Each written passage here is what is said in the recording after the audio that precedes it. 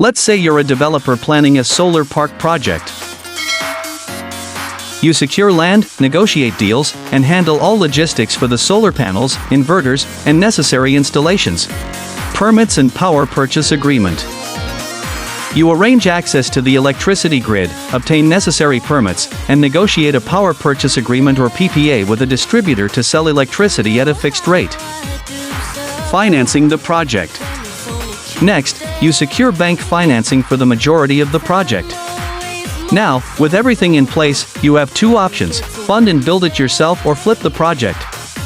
If you choose to build, you'll need additional funding, and construction will take 9 to 12 months.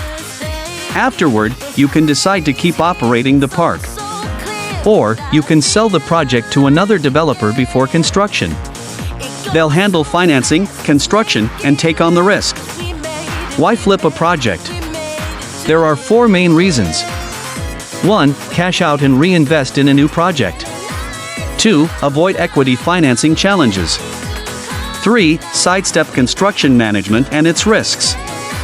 4. Maximize financial returns without long-term commitment. Determining the project's sale price.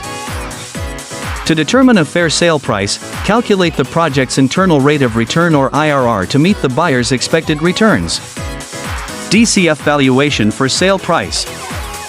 Use a discounted cash flow or DCF valuation. Analyze the future cash flows and investment timing to find a reasonable selling price.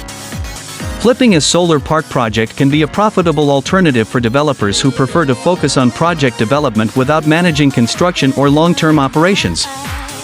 Thanks for watching.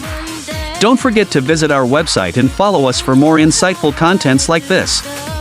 Drop your questions or experiences in the comments below, and let's keep this conversation going.